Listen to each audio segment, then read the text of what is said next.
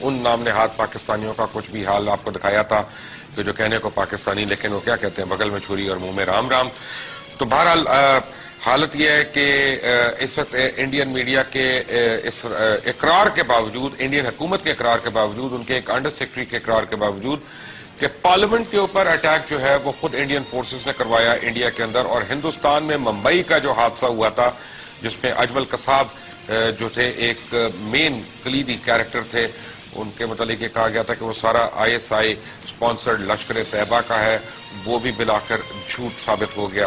آپ کو یاد ہوگا جب یہ واقعہ ہوا تھا تو میں نے تب بھی آن ایئر آ کے کہا تھا کہ یہ جھوٹ ہے، تو میرا سب مذاق اڑا رہے تھے. کل بھی میں نے یہ بات بار بار ریپیٹ کرائی تھی، اور کل مجھے بڑے فونز آئے ہیں رات کو، اور آج صبح کو بھی بڑے فونز آئے ہیں، میلز بھی آئی ہیں، میسیجز بھی آئے. لوگوں نے کہا کشمیر کو رو رہے ہو، کشمیر کو رو رہے ہو، کشمیر میں کیا ہو رہا ہے، کیا ظلم ہو رہا ہے، وہ تو عیش ہو رہی ہے. تھوڑی سی عیش کشمیر کی آپ کو میں دکھاتا ہوں، ذرا دیکھ لیں.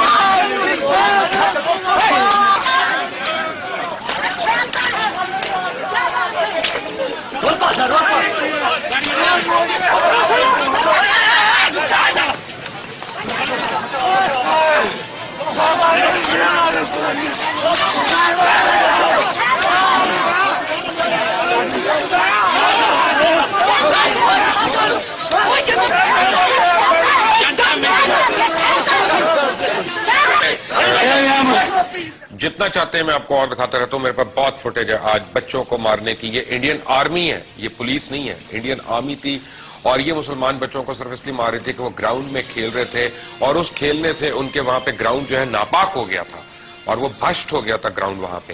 یہ حال ہے ہیومن رائٹس کا. کہاں ہے آسما جہانگیر، کہاں ہے ہنا جلانی، کہاں ہے حامد میر، کہاں ہے ماروی سرمد، کہاں ہے رضا رومی؟ میں سب کو دعوت دے رہا ہوں کہ یہ دیکھیں فوٹیج کو اور بتائیں اپنے دوستوں کو ہندوستان میں، بتائیں اپنے ساتھیوں کو کہ جناب یہ کیا ہو رہا ہے وہاں پہ، یہ بھی ہیومن رائٹس وائلیشن ہے. اور میں دیکھیں فوٹیج کو اور بتائیں اپنے دوستوں کو ہندوستان میں، بتائیں اپنے ساتھیوں کو کہ جناب یہ کیا ہو رہا ہے وہاں پہ، یہ بھی ہیومن رائٹس وائلیشن ہے. اور میں اگر آپ چاہتے ہیں تو آپ کو عورتوں کی تصویریں دکھاؤں کہ ہندوستان کی اپنی عورتیں اپنی فوج کے متعلق کیا کہتی ہیں.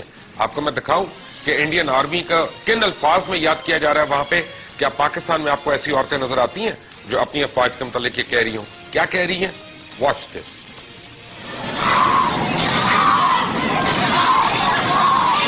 یہ ساری عورتیں وہاں پہ کھڑی ہو گئی ہیں ان کے، اور یہ میں نے ان کی تصاویر کو بلر کیا ہے تاکہ میں وہ دکھا نہیں سکتا کیمرہ کے لاز کے مطابق.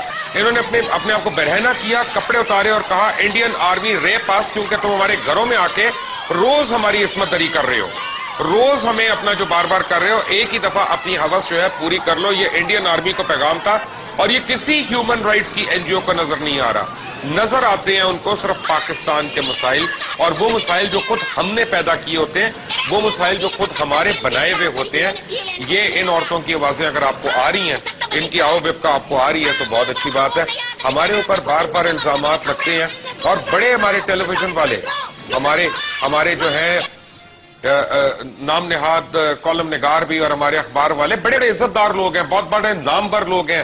ٹی وی پہ بیٹھتے ہیں، یوں کر کے بیٹھے ہوتے ہیں، میں آپ کو بتا رہا ہوں، دانشور بن کے بیٹھے ہوتے ہیں، مذہبی ٹالرنس کی بات کر رہے ہوتے ہیں، ریلیجس ٹالرنس کی بات کر رہے ہوتے ہیں. دکھاتا ہوں آپ کو بابری مسجد. ذرا مجھے بتائیں کتنوں میں آپ میں سے ہمت ہوئی تھی اس کے اوپر آواز نکالنے کی؟